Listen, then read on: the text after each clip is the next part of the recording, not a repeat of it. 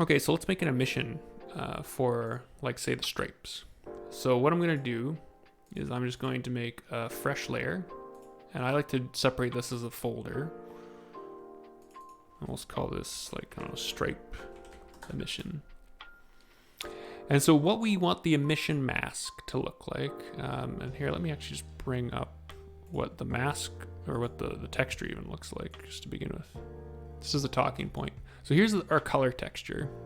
Why am I showing it in here? We have a TV. So here we have the texture,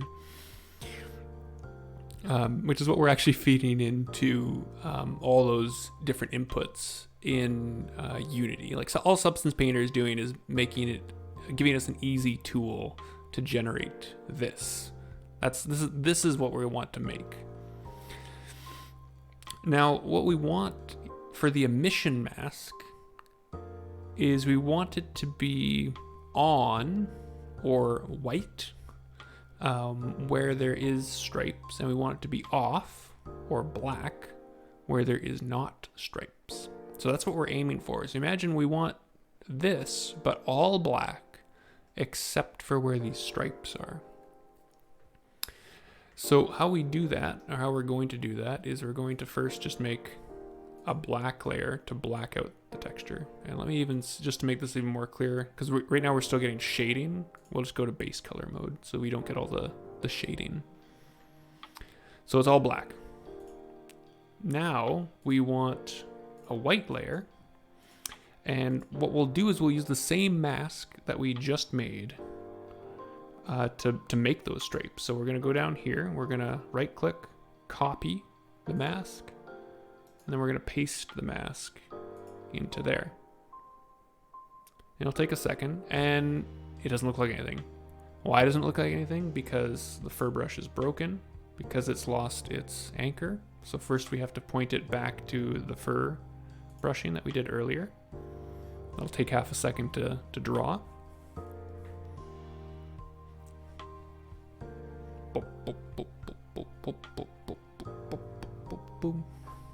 Good opportunity to take a sip of tea that's now extremely cold.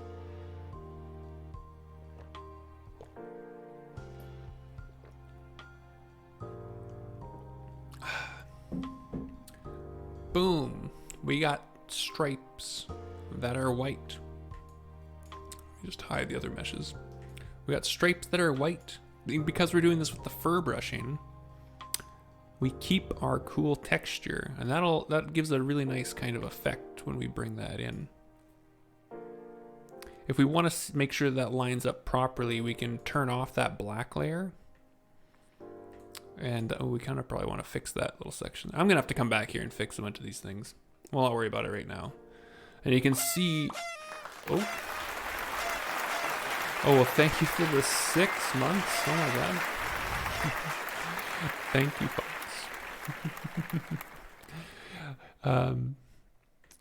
6 months. Ooh. Oh. Chat, calm down.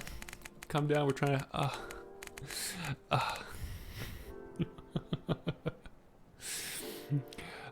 This is kind of a direct way for us to see how this is going to light up. Now right off the bat, we can see a problem. We don't have stripes up on the ears, and we only want the stripes to light up. So how do we fix that? Well, we already have a mask for that as well. That's these brown ones. So we can make another layer, this time black, and we'll copy that mask into here as well. So now it's blocking those areas. And again, the fur brush will be broken, so let's fix that. But we don't want it coming through, so maybe we even just get rid of the fur brush there. We'll just not do the fur brush. It's just an emission mask. And again, if we turn back on our kind of background, you can see. So we've done is we've masked out those dark brown spots on the ears. Next thing is we probably don't want it on the eye. around the eye. I find that usually flashing right at the eyes just doesn't look good.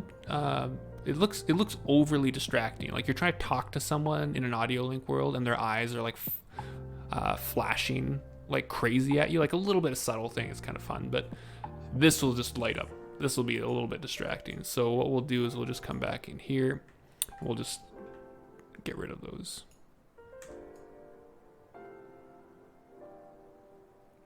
Just get rid of the eyes. We also have a little patch here right on the nose. Get rid of that.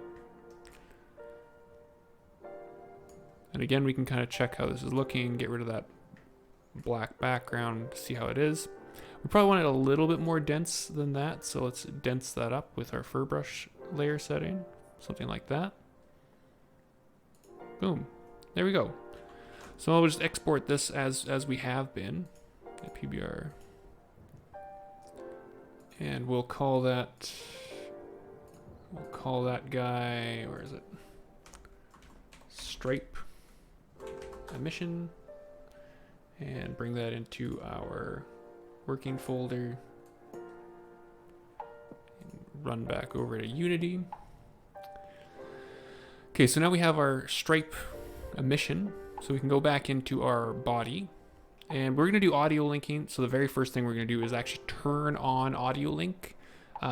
This will look a little bit different depending on the precise version of Pyomi you're using. In Pyomi Pro, in this case, though Pro and Tune version 8.0 both look very similar. In this particular version, you go all the way to the bottom and you'll see there's this little audio link thing.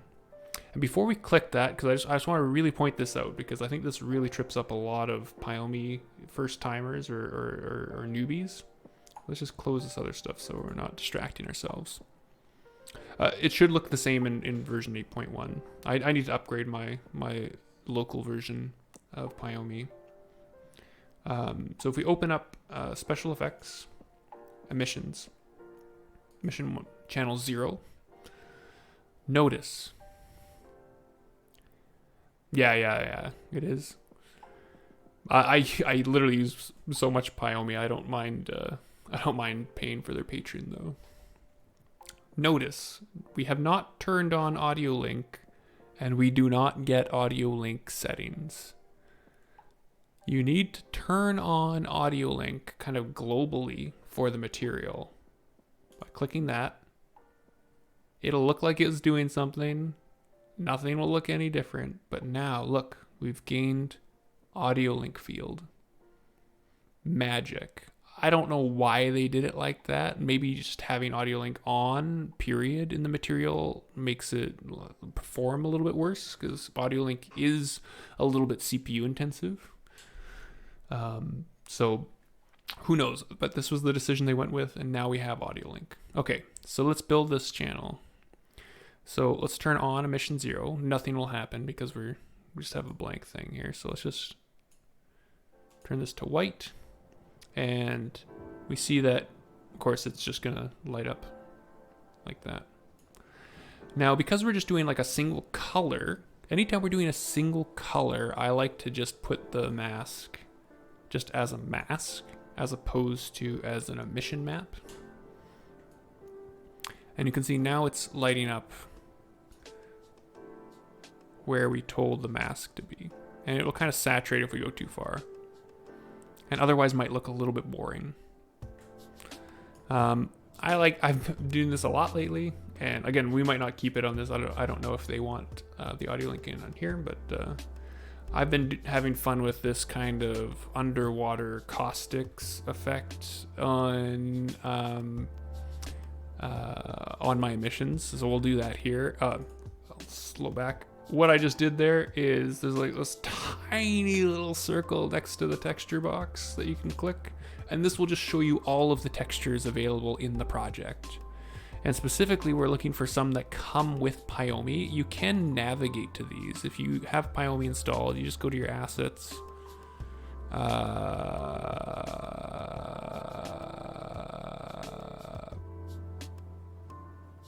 Where's my Pyomi? Another great tutorial by Physwolf. You should have a Pyomi folder in the assets. It's probably, I might got it installed in the, like a subdirectory. Anyways, you can just navigate to these and find them down there, but this is a much more convenient way to just see all of the textures available to you. And we're going to scroll down to a bunch of these noise maps that come with Pyomi, and the specific one that we've been using for this, or I've been using for this, is this noise map. No, I don't know why they call it that, but it just looks like this kind of thing. And when we first put this in, it's not going to look too much different because it's huge. So we're going to tile it. Just tile it like by 10. And actually, let's just turn off the emission mask for a second so you can kind of see what this looks like. We'll turn the mask back on in a second. So if we just tile like this, it looks kind of cool. And obviously we'd put color to it and stuff. But the problem is it's applying this to the 2D UV map, the 2D texture, regardless of wrapping. So remember, the whole point of Substance Painter is texture wrapping and letting you paint on a 3D object, and it figures out how to map that to a 2D UV map. Pyomi doesn't do that. It doesn't have any concept of wrapping textures. So if you just tell it to take this texture, where was that installed? Yeah, my Pyomi got installed under the Tatum thing. You just tell it, where's the texture, where is it? To take this texture and tile it. In this case, we're tiling it 10 by 10. You imagine you take this texture, you tile it 10 by 10, and then you put it on top of this. It doesn't have any concept of wrapping. What that means is you're gonna have seams. So like, if you look here, where the tail meets there, we don't have a nice contiguous or continuous pattern. We have a seam. On the side here, we don't have a nice continuous pattern. We get a seam. I don't like seams. We just went through a lot of effort with an expensive piece of software to avoid seams. So what I've been doing is you take this and tell it to map differently. What do I mean by that? So right now we look at this texture, we're mapping it UV0, which means just like what we've been talking about, you're putting the one texture, tiling it, putting it on the 2D. Pyomi can't do proper wrapping, but it does have some other wrapping options, or it does have some other mapping options, sorry. And the one we're using here is world position XZ. Boom. Okay, what's gone on there? We've lost all of our seams. Our seams are all gone. And if I now move, I need to hide that. And if we move the guy now, you can see it's like as if the texture is stuck to the world. Very interesting. And so with this type of mapping, all it's doing to apply that map is instead of looking at the 2D map, it doesn't care about the 2D map. It's just kind of like projecting like top down. I don't think you'll be able to see it. Can we switch to an orthonormal view? Can I turn off perspective? How do I turn off perspective? I don't know how to turn off perspective in here. Anyways, you imagine if we turned off perspective, looking down here, we would see that same old 10 by 10 kind of copy. Okay, but now we have a different problem where we just kind of get like a lot of this tiling, and that's where we put our mask in. So if we just did this whole thing, I would probably run slightly different settings, but now if we reapply that mask to only show this where we actually have textures, all of a sudden that obvious tiling just goes away. And you're left with a little bit more of an interesting kind of emission channel. let's say you wanted this a different color. So there's lots of kind of oranges in here. So what if we kind of did like kind of a gold kind of thing? Maybe something like that. Maybe red. Red's kind of fun. So what we'll probably do is we'll have this only really show up under audio linking.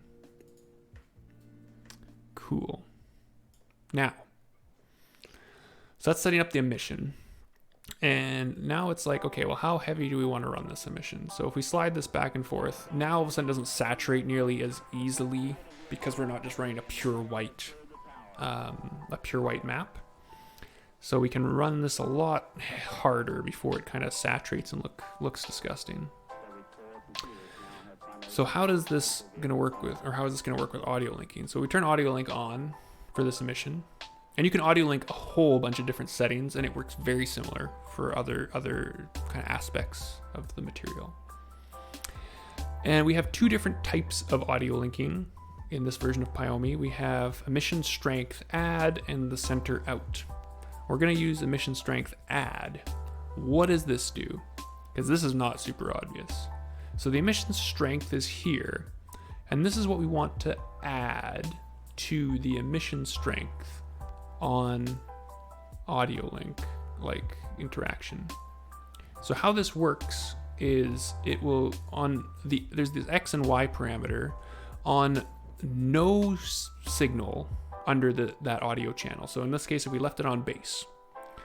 So if you're in an audio link world and there's no bass, it will add the X parameter, and you can put negative numbers in here.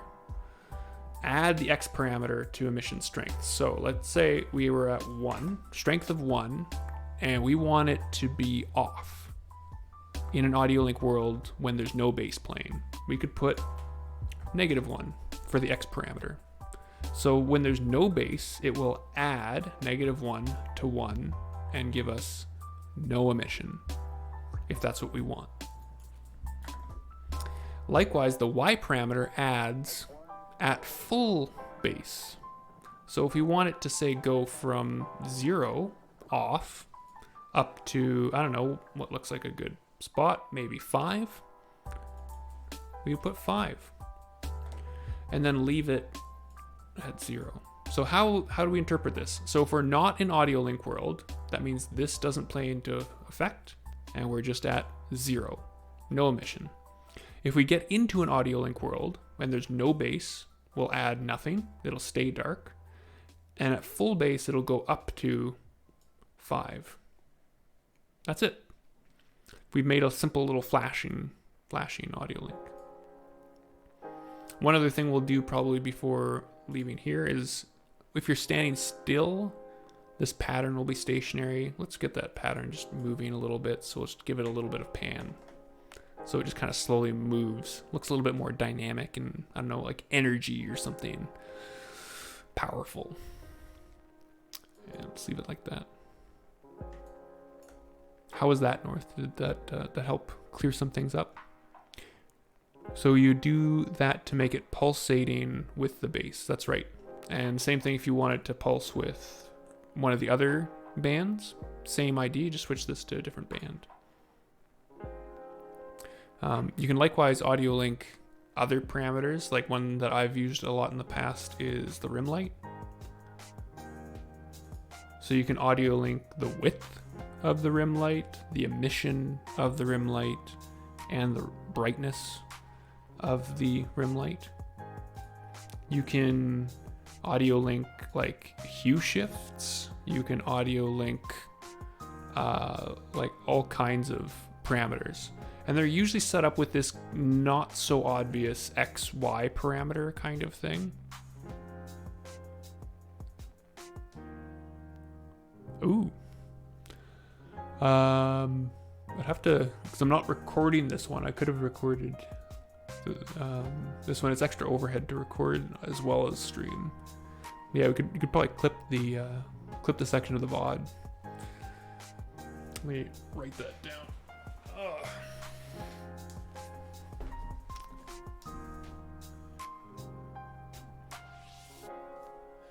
Clip VOD. Oh, I need to drink something. Audio link. Yeah, I think so. I think I can do that from like their video manager thing. Let me just have a sip of tea here and some water, so my voice doesn't keep cracking out.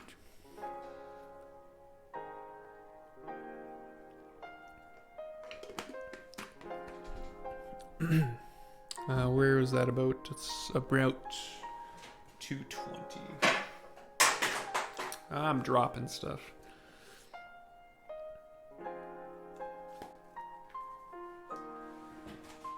Okay.